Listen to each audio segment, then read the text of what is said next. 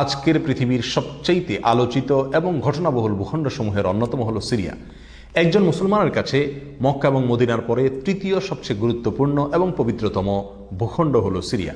কারণ রাসূল করিম সাল্লাল্লাহু আলাইহি ওয়াসাল্লামের বহু তাৎপর্যপূর্ণ ভবিষ্যৎবাণী রয়েছে সিরিয়াকে কেন্দ্র করে। আজকের সিরিয়ার প্রাচীন এবং ঐতিহাসিক নাম ছিল শাম।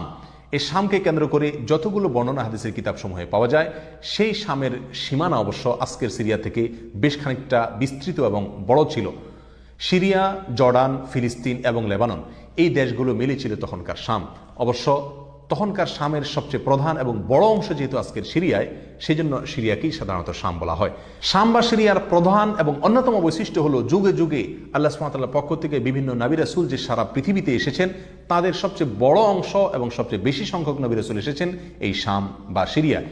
শাম বা সিরিয়া এটাই কিয়ামতের ময়দান হবে। কিয়ামতের দিন লোকেরা এখানেই সমবেত হতে থাকবে।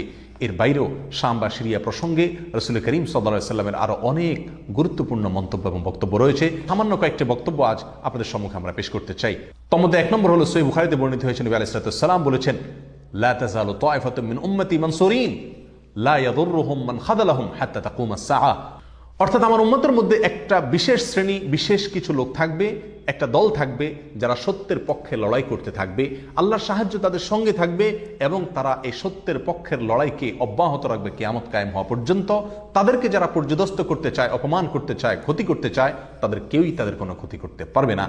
এই হাদিসে নবী আলাইহিস সালাম যে দলটির কথা বলেছেন, যারা সাহায্য প্রাপ্ত হবেন আল্লাহর পক্ষ থেকে এবং যারা অটল অবিচল থাকবেন সত্যের উপরে কিয়ামত পর্যন্ত, যাদেরকে কেউ অপদস্থ করতে পারবে না, সেই দলটি কারা এবং তাদের অবস্থান কোথায় হবে, এই প্রসঙ্গে সহিহ বুখারীতে নবী আলাইহিস সালামের একাধিক সাহাবায়ে কেরামের মন্তব্য রয়েছে, যারা বলেছেন যে এখানে যে দলটির কথা বলা হয়েছে তারা হলেন সিরিয়ায় অবস্থানকারী হবেন এবং এটা হবে কিয়ামতের ঠিক আগ মুহূর্তে। তাবরানীর এক বর্ণনা, নবী আলাইহিস সালাম নিজেও বলেছেন আল্লাহর সাহায্যপ্রাপ্ত সেই দলটি থাকবে সিরিয়ায় বা শামে। সিরিয়া প্রসঙ্গে দ্বিতীয় হাদিসটি বর্ণিত হয়েছে সহিহ বুখারীতে।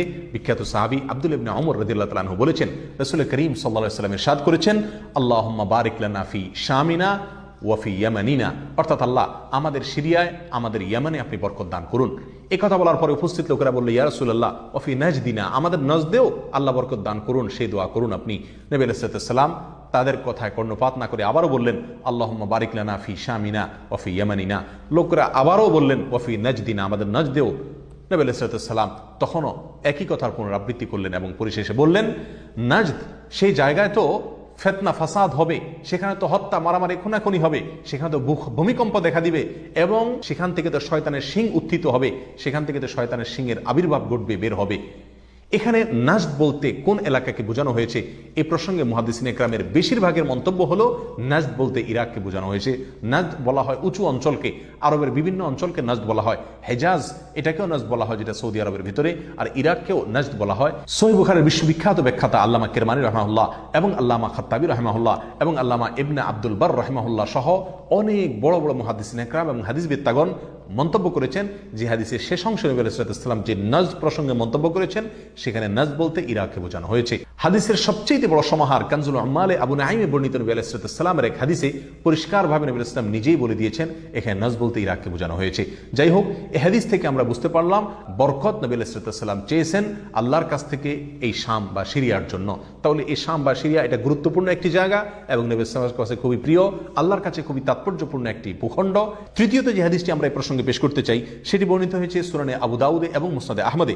নবী আলাইহিস সালাম থেকে বর্ণনা করেছেন আব্দুল্লাহ ইবনে হাওয়ালা রাদিয়াল্লাহু তাআলা আনহু, তিনি বলেন যে রাসূল করিম সাল্লাল্লাহু আলাইহি ওয়াসাল্লাম আমাকে বলেছেন, দেখো যখন তুমি দেখবে যে খেলাফত পবিত্র ভূমিতে অবতরণ করেছে, নেমেছে, এসেছে, প্রতিষ্ঠিত হয়েছে, তখন তুমি ধরে নিবে যে কিয়ামত খুবই সন্নিকটে এসে গেছে। এ হাদিসে নবী আলাইহিস সালাম পবিত্র ভূমিতে যে খেলাফত অবতরণ করলে কিয়ামত নিকটবর্তী এটা বোঝা যাবে বলেছেন। এখানে পবিত্র ভূমি বলতে তিনি কি বুঝিয়েছেন, এই ব্যাখ্যা প্রসঙ্গে প্রায় সকল মুহাদ্দিসিনে কেরামের অভিমত হলো নবী আলাইহিস সালাম এখানে সিরিয়াকে বুঝিয়েছেন। আগে এবং পরের আলোচনাকে পর্যালোচনা করলে সেটাই পরিষ্কার হয়ে যায়। সিরিয়া প্রসঙ্গে চতুর্থ যে হাদিসটি আমরা পেশ করতে চাই, সেটি সুনান তিরমিজিতে বর্ণিত হয়েছে। সেই হাদিস থেকে বোঝা যায় নবী আলাইহিস সালাম সিরিয়াকে গোটা মুসলিম বিশ্বের জন্য হৃৎপিণ্ড হিসেবে অভিহিত করেছেন, মন্তব্য করেছেন। তিনি বলেছেন, সিরিয়ার লোকেরা যখন খারাপ হয়ে যাবে, মন্দ এবং খারাপ দিক যখন সিরিয়ার লোকদেরকে গ্রাস করবে, ছেয়ে যাবে, তখন তোমরা ধরে নিবে পৃথিবীর কোনো জায়গায় আর কোনো ভূখণ্ডে মুসলমানদের মধ্যে আর কোনো কল্যাণ অবশিষ্ট নেই। অর্থাৎ হৃৎপিণ্ডের মতো সিরিয়ার মানুষের মধ্যে যখন পচন ধরবে তখন গোটা দেহে, গোটা মুসলিম বিশ্বের মধ্যেই পচন তার আগেই ধরে গেছে, এটা পরিষ্কারভাবে বোঝা যাবে। এ হাদিস থেকেও সিরিয়া অত্যন্ত গুরুত্বপূর্ণ ভূখণ্ড, সেটা পরিষ্কারভাবে আমরা বুঝতে পারি।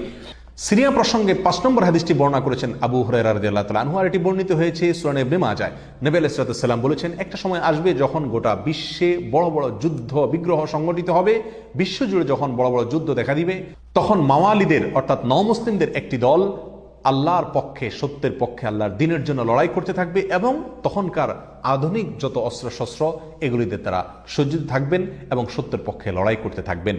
তাহলে চরম সংকটময় পরিস্থিতিতে আল্লাহ সুবহানাহু ওয়া তাআলার একটা বিশেষ সাহায্য এবং অনুগ্রহ আমরা দেখতে পাচ্ছি, আর সেটা অবতীর্ণ হবে, সেটা নাজিল হবে এই সিরিয়ার দামেস্ক নামক শহরে। নাম্বার 6, সিরিয়া প্রসঙ্গে নবী আলাইহিস সালামের আরেকটি তাৎপর্যপূর্ণ ভবিষ্যদ্বাণী রয়েছে, যেটি বর্ণিত হয়েছে সহিহ মুসলিমে। বর্ণনা করেছেন সাহাবী নওয়াস ইবনে সুমআন রাদিয়াল্লাহু তাআলা আনহু। তিনি বলেছেন, নবী আলাইহিস সালাম একবার দাজ্জাল প্রসঙ্গে দীর্ঘ এবং বিশদ আলোচনা করলেন। একটা পর্যায়ে এসে তিনি বললেন, কিয়ামতের পূর্বে আল্লাহর নবী ঈসা আলাইহিস সালাম যে আসমান থেকে অবতরণ করবেন পৃথিবীতে, তিনি অবতরণ করবেন মূলত সিরিয়ার দামেস্ক নামক শহরের, বর্তমান যে রাজধানী সেই দামেস্ক শহরের পূর্ব অঞ্চলের একটি উঁচু এবং সাদা মিনারায় তিনি অবতরণ করে দুনিয়াতে আসবেন। এসে সারা পৃথিবী জুড়ে তাণ্ডব চালানো দাজ্জালের বিরুদ্ধে তিনি লড়াই করবেন এবং সিরিয়ার এই লুদ নামক জায়গায় তিনি দাজ্জালকে হত্যা করবেন। একজন মুসলমানের কাছে যে সিরিয়ার ভূখণ্ডটি অত্যন্ত তাৎপর্যপূর্ণ তা পরিষ্কারভাবে হাদিসের মাধ্যমে ফুটে ওঠে। নাম্বার 7, তিরমিজি বর্ণিত এক হাদিসে আসছেন, নবী আলাইহিস সালাম ইরশাদ করেছেন, কিয়ামতের পূর্বে ইয়েমেনের হাজরামাউত নামক শহরে সেখানে আগ্নোৎপাত দেখা দিবে, আগ্নেয়গিরি দেখা দিবে এবং সে আগুন মানুষকে ধাওয়া করতে থাকবে। সেই পরিস্থিতি আসলে কিয়ামতের ঠিক পূর্ব মুহূর্তে আমরা কি করব, এই প্রসঙ্গে সাহাবা ইকরাম নবী আলাইহিস সালামের কাছে দিক নির্দেশনা চাইলে তিনি বললেন, আলাইকুম বিশাম, তোমরা শাম বা সিরিয়ায় গিয়ে আশ্রয় নিবে। অন্য এক হাদিসে আসছেন, নবী আলাইহিস সালাম বলেছেন, একটা সময় আসবে যখন 3টা জায়গায় একসঙ্গে যুদ্ধ চলবে, সিরিয়ায় এবং ইয়েমেনে এবং ইরাকে। একজন সাহাবী প্রশ্ন করলেন, ইয়া রাসূলুল্লাহ, আমাকে ওই সময় আপনি কোন পক্ষের হয়ে লড়াই করার জন্য নির্দেশ করবেন?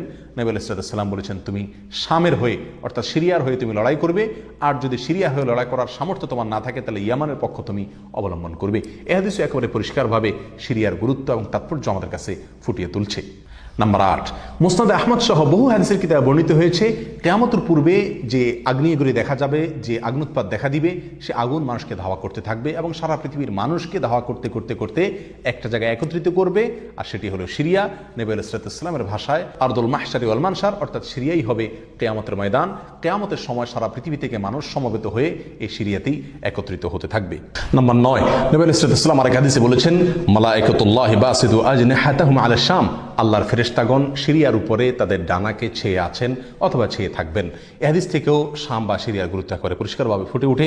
নাম্বার 10, এক হাদিসে আসছেন, নবী আলাইহিস সালাম তার এক স্বপ্নের বিবরণ দিতে গিয়ে বলছেন যে, আমি একবার শুয়েছিলাম, দেখলাম আমার মাথার নিচ থেকে আল্লাহর কিতাবকে ছিনিয়ে নিয়ে যাওয়া হলো এবং সেটাকে যখন নিয়ে যাওয়া হচ্ছে আমি তাকিয়ে থাকলাম কোথায় নিয়ে যাওয়া হচ্ছে।